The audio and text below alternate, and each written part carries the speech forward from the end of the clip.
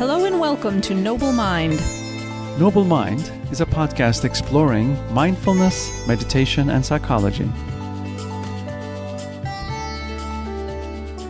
Hello, listeners. In this episode, we talk to Michael Pringle about his experiences teaching incarcerated youth, learning mindfulness as part of his journey in the martial arts, and the healing power that self-compassion has had in his personal life as a father and husband. Michael Pringle is co-host of the Kind Mess podcast. He's a teacher of mindfulness and self-compassion and has been a trauma-sensitive educator for incarcerated youth in Victoria, Australia. He's a martial artist with over 20 years of experience. We hope you enjoy this episode, and as always, you can find our show notes and join our email list at noblemindpodcast.com. Make sure also to follow us on Facebook. Our new Facebook community will be launching in the next week or two, and anyone who has liked our Facebook page will get an instant invite as soon as we open the doors. Look forward to seeing you there. We are here with Mike Pringle. Welcome to Noble Mind. Thanks for joining us today. Thank you so much for having me. I'm very excited. All right. Maybe you could get us started just by telling our listeners a little bit about who you are and what you do. Absolutely. Part of what I sort of seems to be an emergent process, but I am a father, a husband, son, brother. Where I've ended up is that I am an educator primarily working with marginalized kids, and that has included several years in jail. I should be clear, I was not in jail. I was working in jail. And yeah, among other things, I've been a martial artist for several decades. I am a trained MSc teacher, also nowadays a podcaster. So could you tell us about your journey with mindfulness, where it started? You mentioned martial arts, and I think you're into Taoism as well. Yes. Yep. It's been wonderful. My sort of first brush up with mindfulness, I would say, started when I was probably 10 or 12 years old. And I did to age myself here, I was influenced by Ralph Macchio and the Karate Kid, and I went and joined a karate school. And I would say that was my first interaction with present moment awareness and sort of non-reactivity to emotions. It was a really interesting paradigm shift for me. The class was all in Japanese language, Wow. which kind of wasn't in the brochure. I remember, I remember just sort of sitting there realizing that they were all speaking a language that I didn't understand. But even that I found was a wonderful part of the process, because it was the first step in taking away my analyzing sort of a mind, because I just had to watch and participate as best I could. And it was a fantastic time for me, because upon reflection, I hadn't really come from a culture or an education where I was solidly focused on what I was doing in the moment. And so it was the foundation of my mindfulness practice, just the idea of, if you're doing a kick, you are doing a kick. You're not doing a kick wondering if you're going to have chicken or steak for dinner. Well, ideally not. And, the repetition, the process of repetition was something that gradually over time allowed me to sort of be embedded more and more in the moment. So it was a wonderful experience for me, not to be beyond any moment, but what one was doing. And it had positive sort of impacts on, education and other things for me. So I did that for a number of years. And I think also the non-reactivity to emotion was a very interesting thing for me. So I could see that people were sparring a more controlled version of fighting. And I would say there was passion in it, there was focus, but there wasn't anger, there wasn't reactivity, or when there was, it certainly seemed to be at the detriment of the participant. As a teacher said to me years later, don't let one punch and your reaction to that lead you to getting bombarded with 6 or 7 more. So that was fantastic, but unfortunately I broke my arm as young kids do, as sort of teens do. I broke my arm rather badly.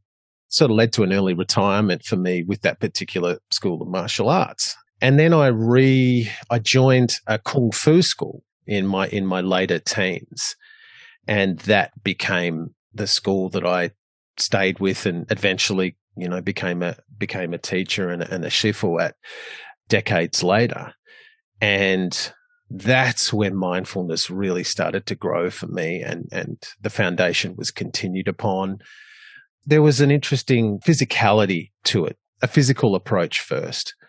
So you would sort of work on that physical aspect, and then as years sort of later, you would start to work on the mental aspect. But it was wonderful for me because it taught me that the value of participation with my full focus. And it also taught me a number of things that were absent from my upbringing in terms of male mentoring and valuable stuff like that. And I remember because my teachers came from a traditional lineage. My senior teacher was the stereotypical master of Chinese medicine and herbs as well as the martial arts. And he was a wonderful Taoist in practice, very pragmatic. And so I got used to, I would come in and with my requisite bag of excuses, as was my thing. Oh, gee, I've got a really sore leg today. And he would look at me and say, okay. Noted. Or that wonderful word, so. And that was something that was really good for me because I was someone who would pre-pack excuses to deploy at a convenient moment to protect my developing ego. And so it was an amazing journey to sort of look back on. And also upon reflection years later, there's very little forum in traditional martial arts training for avoidance or aversion strategies, which is probably one of the chief benefits. Even though I hadn't learned so much about these ideas, yeah, it was wonderful. It was wonderful to sort of be in a forum where avoidance and aversion, they just couldn't grow as well.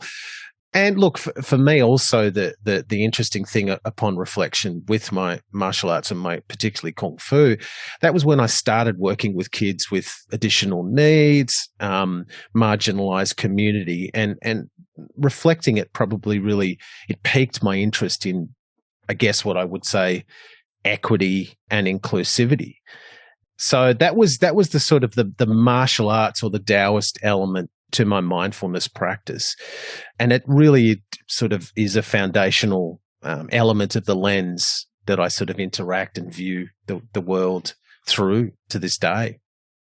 I'll jump in and first just say we must be around the same age because I also recently was reflecting on the impact of Karate Kid right? on my own early kind of interest in sort of Buddhism, Taoism, Eastern spirituality, and thinking about like, where did I first get exposed to that? And it was that silly movie. Yes, absolutely. Yeah, I'm really curious about what you said about the avoidance and aversion part, that there's no space there. So I haven't really done, in spite of being inspired by Karate Kid, I never did karate myself. Could you say a little more about that? How is there no space there for that? Aside from if you try, you'll get kicked in the face, maybe. I don't know. I don't know. Yes, been there, done that too.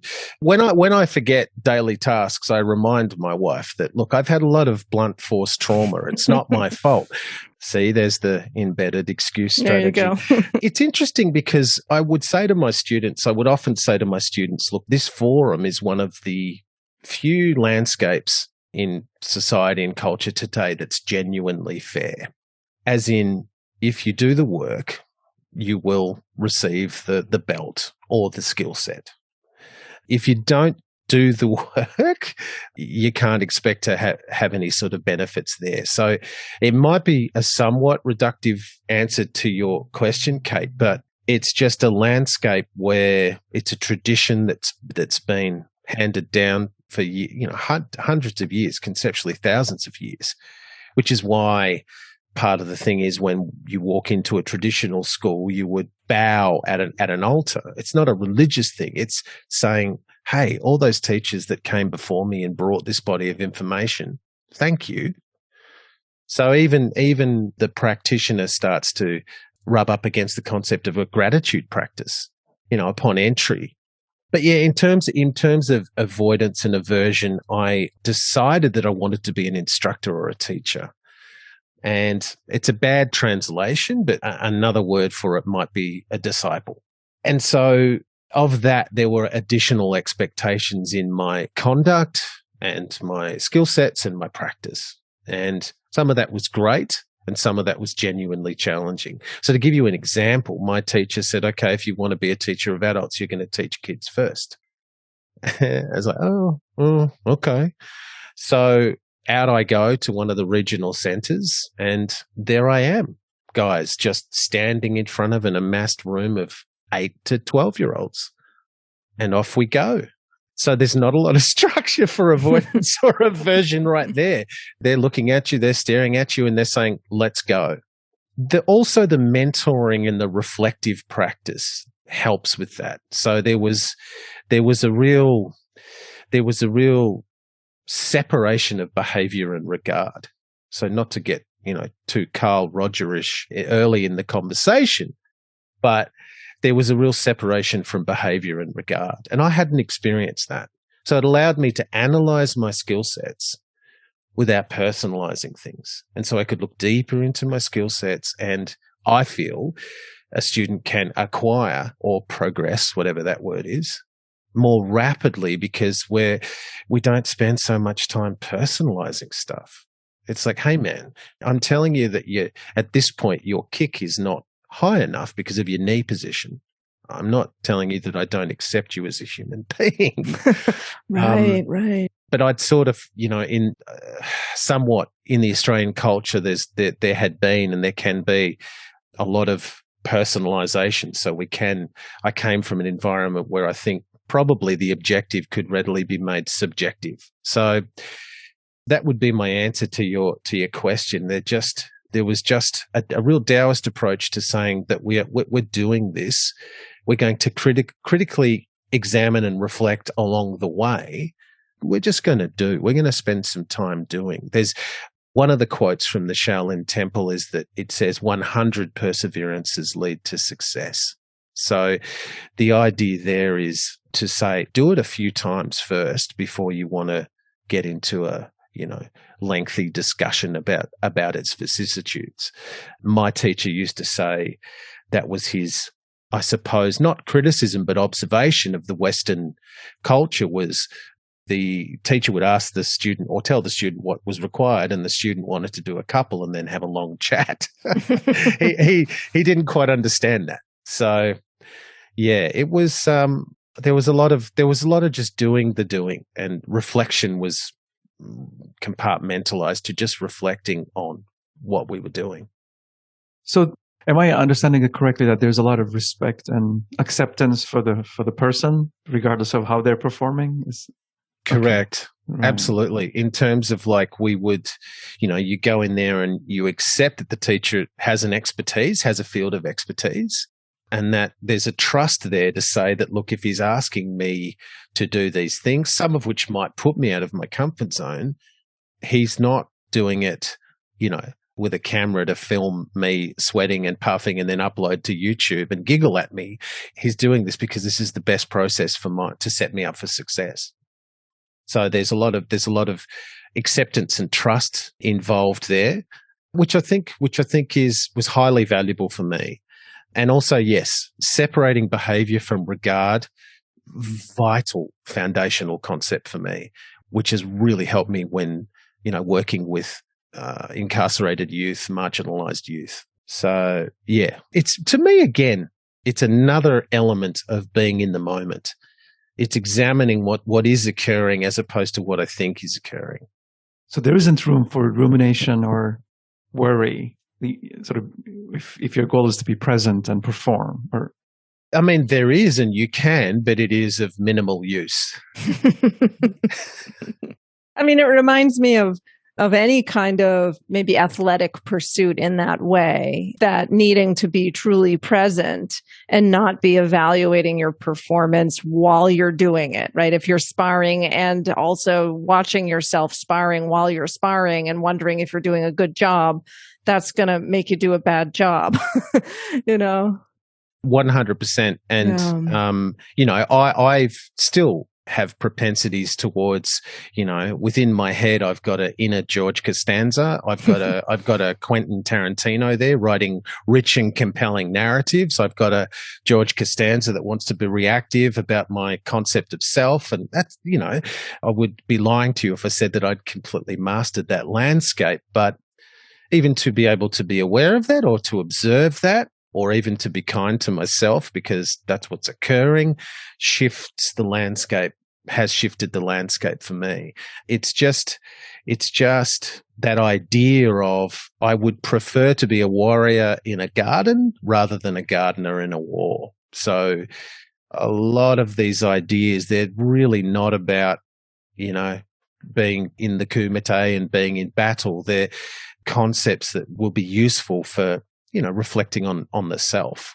Mm-hmm. Right. There's so many other things, as you're saying, around ethics and personal discipline and other skills and qualities that are being cultivated in that training over years, besides just how to throw a punch or hurt someone if you have to. Yeah. Yeah. I mean, even the capacity to receive instruction. Right. As I mentioned earlier, that I had a propensity to personalize instructions. I had a propensity towards thinking that I was psychic. And so anyone who gave me an instruction, I would read all this additional meaning into it, which I would then personalize. So the capacity that martial arts gives one to have critical reflection and say, oh, this is purely just about skill acquisition for me, has positively impacted learning for me. Absolutely. Reacquainted my relationship to education, because I actually was really bad in school. I only passed by 1 mark. But don't tell anyone. We won't if you don't. Yeah. But I mean, I think the interesting bit for me was introducing compassion. So sort of fast forwarding to my studies and introducing compassion. That was the game changer for me. That shifted things in such a significant way and augmented my mindfulness practice. Because that's not to say that the Taoist martial arts practice was without compassion. It just wasn't, I guess it wasn't the emphasis for me. So that has been the interesting shift for me, introducing compassion. I mean, wow, what an alchemical balm that has been. I'd love to hear a little bit more about how that happened. So it sounds like for many years, you were focused on the martial arts practice and a lot of cultivation of mindfulness and these other qualities and virtues that come through those disciplines, but somehow not like that. Those teachings just aren't as focused on compassion as they're generally taught, at least. And then a light bulb moment, you encountered compassion somewhere and something shifted. What happened there? Yeah, quite literally, I had what I would consider to be a reasonably advanced mindfulness practice. I was doing all the things, guys, doing all the breathings and the stretchings and the things and the feelings.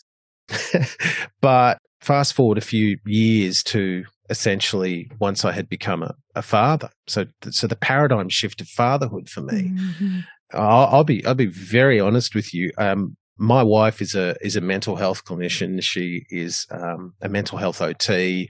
She's trained in so many wonderful modalities. And I was behaving unskillfully, attempting to deal with this paradigm shift. I just gonna be really honest. And I've said to my students before, at the risk of sounding like a zealot, without MSc and explorations into self-compassion, I highly doubt I would still be married. Mm-hmm. It wasn't that I was trying to be, I'll use kind language here to keep the PG rating, but I wasn't. I was enacting behaviors that were hurtful and invalidating to others. And I'll never forget the day, guys, when my wonderful wife looked at me and said, I can do this without you. Now, I don't want to. There was no malice with how she was saying it. She was just, if this is how you're going to be, if this is what's going to be happening, it's probably more beneficial for children and, for me to do this without you. So she brought to my attention mindfulness-based stress reduction. Do you like how I said that? She brought to my attention. Very, very nice. And was this when and if this is too personal, you can ignore the question. Was this after you had your first or a few, I don't know how many children you have, was it more the struggles with how to parent, or was it more the sort of marital relationship, or a little bit of both? Because that's such a hard time in a marriage, but also so much to adjust to into that role of a parent. Absolutely. It came down to, it was my first child, and it really came down to me having my head deeply embedded in another part of my body. It was me, because I hadn't come from a family that mentored through this ginormous paradigm shift. And societally still, there's not a lot that happens for men in terms of this paradigm shift. I'm absolutely deeply aware that we have a biological and psychological cakewalk through this period. I don't want to come off like I'm going, oh, there was a child born and woe is me. However, I was still deeply narcissistic and self-absorbed, and really just wasn't dealing, to be reductive, I really just wasn't dealing very well with not being the center of attention. Gosh, it's quite embarrassing to say, but that, amongst other things, was really it. And so I went and I enrolled in a mindfulness-based stress reduction 8-week program. This was accessible to me at the time, guys, because it was so brilliant. My wife was so really emotionally intelligent to understand that at that point in my narcissism, I wasn't able to deal with the C word. I couldn't deal with compassion yet. But egoically, I was able to go, well, I am very stressed. I shall go and deal with my stress like a man who's stressed. And that's where I encountered a man who's been on this program, John Julian. And so I was able to do the MBSR program. And it had a huge impact on me. I think you guys would obviously be familiar. I think there's one session where sort of compassion comes in and self-regard. And oh boy, I was a quivering wreck on that session. Even just poking that idea was just, I was jelly. There's 15 other people in a room on plastic chairs, and I'm in a corner just having a conniption. It's amazing how you could be so practiced, right? This is so common, I think, right? Such a common experience that you could do mindfulness until the end of time and be really advanced in many ways. But something doesn't get touched until you get to that warm stuff and that compassion and that self-regard. And then it's like, whoa, where was this hiding? Yes. It's like, what is going on? Even the idea of that was both foreign, scary, but there was something in there that I realized was going to become a personal truth for me. So I did that. I had a chat, because I've been really lucky, guys, with mentoring. I value mentoring. So met John Julian, and he was accessible to me at the time because of his humor. It was one of those things that hit me in the moment. So what happened after was, look, he just had a discussion and said, look, there's this other course. There's mindful self-compassion. It might be something that's very useful to you. At the same time, my wife had said, look, MSc, would be highly, highly worth exploring. So, of course, I start to connect with that, and gee whiz. The whole paradigm shifted for me, because to be basically quite reductive now, I had my internal narrator had a rancid internal dialogue. I had normalized having this vehement, anabolic inner critic, which was very, very interesting. It was like, hang on. What's going on? I do mindfulness. I can be with stuff. But I had normalized that so much that guys, I just didn't notice it. It had just become such a normal thing. I remember watching Kristen Neff's TED Talk, and I was in tears because, that wonderful analogy of like, would you say that to a friend? And it was just, it just moved me.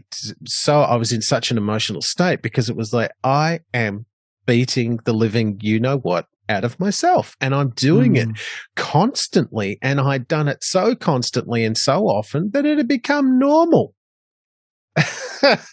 Oh, God. I had no idea that biologically, as animals, we have the unique ability to be the attacker and the attacked. Right.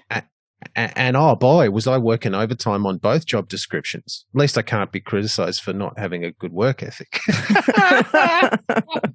it was. I mean, it's amazing what we can get used to, right? And just normalize that toxic inner monologue that just is like, what do you mean that's not how everybody is or how I need to be? Just as kind of a wake up shocker moment.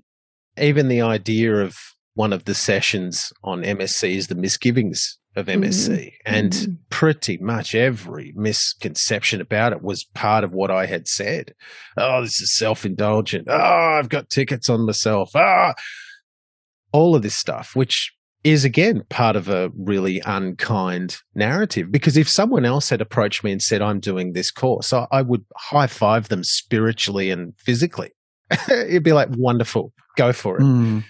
Right. So there was just a strange, and I don't think it's the description of it or the analogy has ever been better than what Kristen said. And so when I teach my students now, I say, I was the guy that did the 8-week course in 16 weeks. Because the first time through, I was there, but I was not there, if you take my meaning. And, the second time it was like, oh, okay. And look, I connected heavily to MSC because I do think there's a lot of comparisons to martial arts in that it's about skill sets and it's about the acquisition of skill sets and it's about the implementation of skill sets. And in that way, for me, it was dose dependent. And aside from all the agency that's built in, I'd had a lot of therapy, and I certainly don't want to come off as if I'm negative about therapy, but there was an element about therapy for me which I wasn't embodying it. I heard and logically understood. I just didn't seem to be landing. Therapy for me was most valuable simply as a forum to speak. It was invaluable in that regard. I felt like I had a forum to speak safely. But it was best described by a kid, 14-year-old kid in a prison that I was working with. And he said to me once, he said, what's the point of mindfulness and being mindful if where I am sucks? And asked everyone who's ever practiced mindfulness at some point. And you know what? Wise question. Yeah. In fairness, good question. Yeah. And I don't think I completely had the answer in the moment. But so my experience was with compassion is that I guess it took me a while to realize that mindfulness is about the observation. Compassion's more about holding the observer.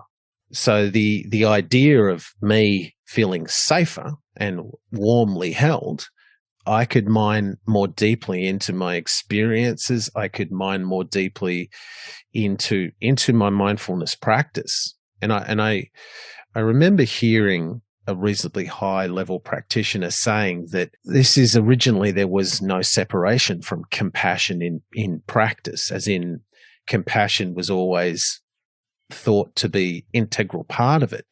And I know with MBSR and other mindfulness-based stuff, I had hoped that compassion would be an emergent property, but it just wasn't quite for me. So it's like I almost needed to really just focus on that. And so that shifted a lot, and I was able to understand the idea of how important it was to be kind to myself, and how much that would influence my other people's experience of me.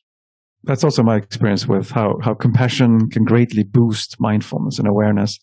I imagine that helped you learn to tune into your needs, especially under duress, and that has impacted your relationships and life. Absolutely. I feel like my history had been that with a more traditional mindfulness practice, I could meditate on a cushion with incense and candles, which is still my happy place, for 45 minutes, 50 minutes. Mm-hmm. Loved it. Got really good at it. Well, whatever that is. I could be doing yoga classes, qigong, all these things. However, transitioning into a moment of duress where my 3-year-old child is on their stomach in the middle of the supermarket, having the most incredible tantrum, banging their, you know the deal, right? Transitioning what I would say the formal practice into my moment of duress was very challenging. Even in conflict with my wonderful wife, in those moments of duress, I had previously been highly unskillful. She would probably argue and say I'm still, intermittently unskillful, but hey. From highly unskillful to intermittently is a great success as far as I'm concerned. Kate, I will quote you on that. I'll be like, hey, Kate said. Those are the hardest moments to, exactly, really, interpersonally and when the stakes are high. We used to, within the prisons, we used to call it mindfulness in the meat grinder. It was, an accessible title for that cohort. But yeah, Alex, to be specific about your question, mate, I didn't even know what needs were.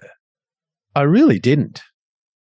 So I would say one of the benefits of mindfulness and compassion practice is it allows me to prosecute absurdities. Seriously. So that your mind creates? Absolutely. So in this instance, let me take you through a brief scenario, which I promise was how I was thinking.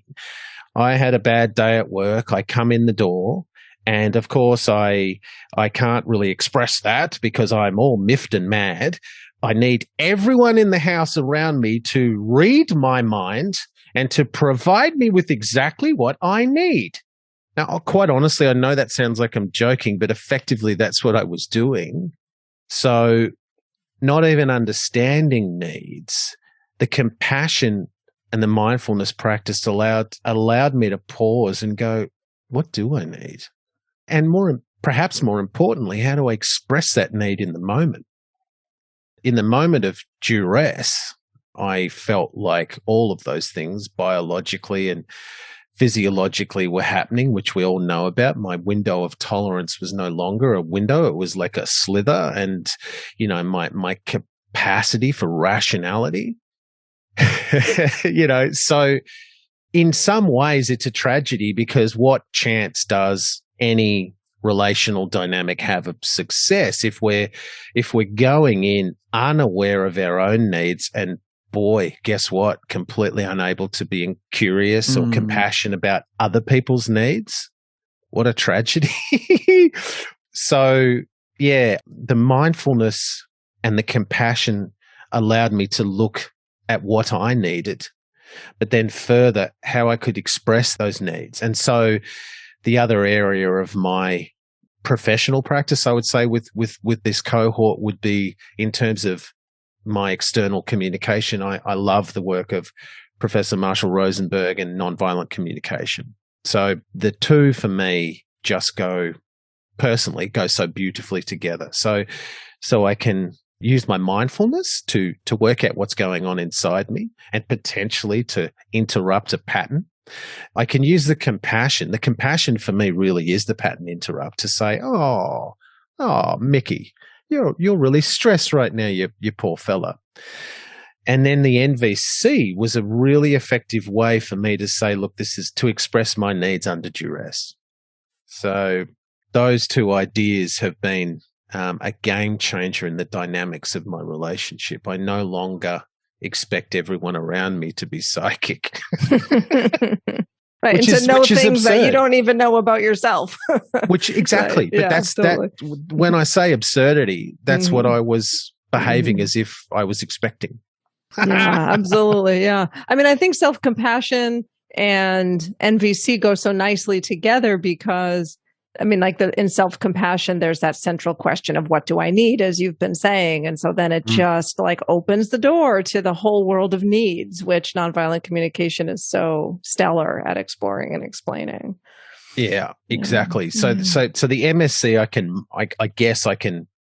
The MSc was very handy for my internal dialogue and my internal process. The NVC was just amazing for how I would externalize that and sort of take me away from the traditional communication methods that I've seen of you make me feel, and it allowed me to turn my finger that had spent a lot of time pointing away in the world in towards me. But I could do that in a safe way. And I felt a sense of agency. Sorry, I tend to tell stories much like Billy Connolly, and they waver around, and eventually I'll land on something that resembles a point. But to continue that story, the progression then was to say, okay, I'd like to teach this stuff, this wonderful MSc stuff. And then, of course, teaching, that old saying, we teach what we need to learn. But teaching it for me became a mixture of, teaching the traditional structure of the 8-week program. But Chris Germer sort of discussed with me the idea of teaching it, I guess, perhaps informally to this cohort, because they certainly weren't ready at that point for an 8-week structure. But he gave me this idea of just saying, look, how could you put this teaching in practice in your interactions? So the cohort in question is Incarcerated Youth, or as I like to call them, my incarcerated learners. So kids, kids doing serious jail time. And when I say kids, in this country, we lock kids up and charge them with adult crimes from the age of 10 potentially. Whoa. So there is a movement called Raise the Age in Australia, which is a petition. So anyone listening, you guys can go online and click the petition, which is saying, please raise that age to 14, because we know in terms of children's development that between that age of 10 and 14, they really can't correlate choices and consequences and long-term sort of stuff like that. So I worked with a school that had the education contracts in facilities in Victoria in Australia. And so the idea the school would work with kids as young as 11 that are incarcerated, and up to potentially around the age of 21, depending on how many years they were serving on a sentence. I had some of the most complex individuals sitting in rooms meditating or doing their trauma responsive version of that. I love the fact that you guys have had, David Treleaven on this show. A lot of his work has been greatly influential in sort of what I was doing there, like trying to look at what is a trauma responsive practice to education within unfortunately a punitive network. But a lot of the kids that shouldn't have been able to engage with this sort of stuff did.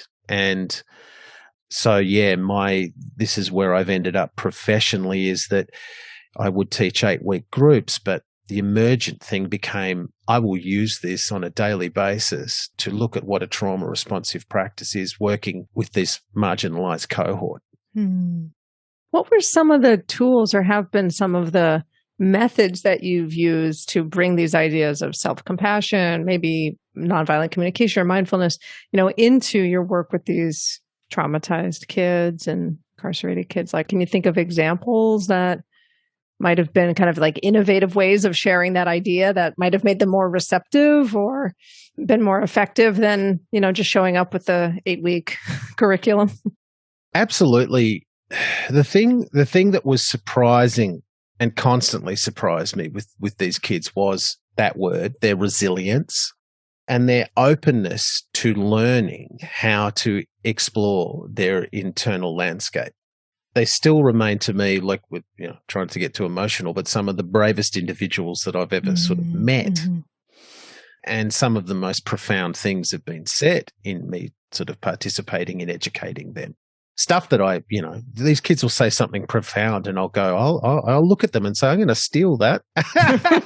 I'll use that with my 8-week group that's coming up tonight. That's such a wonderful reflective insight. But I would say the invitational language base is key to. So I would say to these kids, listen, I understand that you are in an environment where you feel completely bereft of choice, where you feel as if you have no choice. And I will never tell you that I can imagine what that's like. However, here are some skill sets that may give you some sense of agency, control, or choice that you previously felt you did not have. And so that, I would say, was the physics engine of sort of augmenting engagement initially. Because let's be honest, these kids have had a lot of people in white coats come in, I suppose, lecture them. Mm-hmm. And it's really worth making a point that, again, I'm not negative on that. These wonderful people are far more qualified and profound than myself. But I think the fact that I would present it not just in a classroom, to sort of answer your question, because my background is also in fitness. I've been a strength and conditioning coach and a fitness instructor. So the idea was, in some ways, and maybe this isn't mindful, but to hide the vegetables. Sure. Yeah. So to present these ideas in a fitness environment. Mm-hmm. So to present these ideas in their residential units. So I would go and teach, because I didn't entirely like the power dynamic of a chalk and talk situation. Mm-hmm. Mm-hmm. I didn't like saying you've got to come into this room, because every classroom that we made a real effort to look like a classroom, the bottom line is they're still in there with people who lock them in. So I would make an effort to go onto their unit where they lived and would say, let's go over here and do some stuff. So invitational and agency, I think, was vital. I certainly don't think that's anything that hasn't been discussed or understood before. But I would say the other key thing for me was that I would present informal practice first as a gateway to build into formal practice. So mindful walking, soles of the feet, meditation, even the idea of affectionate breathing. So we used to do exercises, and the only reason I taught them this is I do this all the time. It's one of my favorites. One for you, one for me. A breath in for me, a breath out for you. I use that all the time. I used to sometimes, if people have problems with that idea of compassionate listening, I would suggest to them, start there. At least then you give the impression that you're listening, and that's wonderful. That's a gift in itself, isn't it? Appearing engaged, aside from tisking and rolling eyes. But so we would use that as a pattern interrupt. If one kid is about to belt another kid, biff another kid, I'm not sure if you're familiar with these Australian colloquialisms for violence. Great. Just call me on it. If not, try that breath first. Anxiety, all these sorts of things. If you're about to do something, and this is where kids would report back to me the concept of they felt more control, which is a sort of a really good comparison for the ride that we all go on with this journey, as in the key idea is, listen, you don't have to buy the ticket and you don't have to get on the ride. You can if you want to, but now there's some options. So those would probably be the key points, the informal first, then the formal, teaching it, contextualizing it to teach it in their space, and invitational language. Not once have I ever said you must or, you should. It's always just been, hey, if it's useful for you, you could possibly do this. It's been a very interesting journey, and it's been wonderful to be able to prosecute absurdities, to be able to look at things that I normalize and believe. I mean, I will never forget the day that John Julian walked over to me as I was gelatinous in a corner. He wasn't mocking me. There was compassion in his eyes, but he looked at me and he said, oh, you think thoughts are real. Whoa. Oh, and he walked off. And of course, even if that was just a pattern interrupt to make me go, what? What? Yeah. You know, obviously spending more time looking at that idea, I was behaving as if my thoughts were truth all the time. And then, of course, you've had many learned individuals that have explained the biological, you know, roller coaster ride that ensues. And I think also it's highly valuable for kids and for all of us to think about our thinking. I've taught a lot of my students and I've said, do you guys have IKEA? Yes.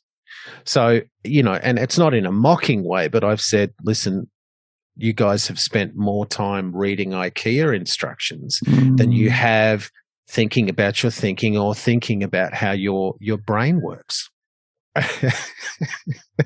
But I really need that couch. Oh, man. Do they do it? Do they leave out that extra screw deliberately? I mean, you're giving people a lot of credit by saying that they've read the instructions and not just tried to give it a go with Yeah. This looks like it should go here, so let's see what happens. Yeah. Look, you know, I think that's what's supposed to happen. You're supposed to have bits left over, but I don't know. They just give you extra parts, don't they? Yeah. Are they mocking us? But yeah, it's been a curious thing to consider for me where I would be without these sorts of skill sets. And I think there's a lot. I applaud you guys with what you're doing with this podcast, the idea of sort of expanding the awareness and having safe discussions about, look, you know, our psychological, our emotional landscape to me is really interesting. And thank you for sharing vulnerably, and because you're really explicating the process for, you know, if we could redact your words and it would apply to me, you know. I could be saying that. Well, that makes me feel better knowing that you've gone through that as well. With, you know, the commonality cannot be underrated in these experiences. Yeah. So what a journey. And look, I very much love Rob Nan's quote of the compassionate mess. Mm-hmm. And that's another thing that one of my teachers said. I've got it here somewhere. Where is it? Let's have a look. But the guy who made some notes. The goal of practice is to become a compassionate mess. That means fully human, often struggling, uncertain, confused, with great compassion. Mm. So the idea there was, for me anyway, was that, listen, you can still be a mess. It's okay. Just trying to be kind to yourself and others. And of course, invariably, when we are kind to ourselves and others, the mess starts to clarify. But just that idea that I could be with stuff and I didn't have to do stuff. I didn't, you know, until the skills supported me enough.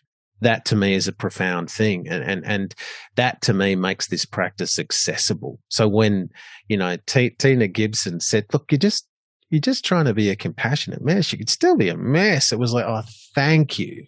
Right. It's like a realistic standard or a realistic expectation. And it's a nice kind of counterpoint to that tendency to want to get it all right, be perfect, figure it all out. You know, not enjoy life till you get there, wherever there is. Yeah. It sort of looks after we're all on a journey, not to get too ridiculously existential, but we're all on a journey. And if we're just focused on the destination and being comfortable and content, then, oh man, like, why can't we put the air conditioning on? Why can't we sit in a nice chair? Why can't we have some tunes?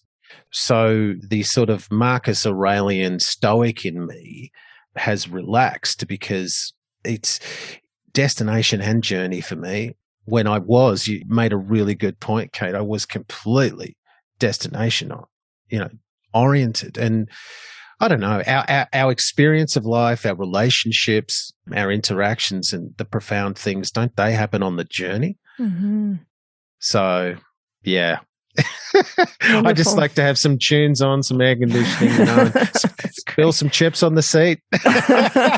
All right. Mike, we very much appreciate your great work. Well, I really appreciate having a forum to share. Thank you. And if people want to explore more of the world with Mike Pringle, where can they go? How should they find you in the world? I would say the thing that I'm most looking for connection through is I have a podcast now, and it's called the Kind Mess Podcast. And it's all about the ideas that we've talked about here. I'd really love it if people, the invitation is to explore that and see if that people find that of use. Yeah, and you can get that through all your portals that you scry things on, Spotify and Apples and things like that. That would be the most useful, or I'd be curious if people would enjoy. So same thing, safe discussions and perhaps mining into some vulnerability compassionately. Lovely. We'll share all the info in our show notes page for that. Thanks so much, Mike. Thank you so much. It's been lovely. Thanks for listening today. If you enjoyed this episode, we hope you'll hit subscribe, leave us a great rating or review, and spread the word. You can also go to noblemindpodcast.com to join our email list. You'll get a weekly behind-the-scenes message, news, announcements, and other special goodies we come up with just for you. Thanks for listening, and bye for now.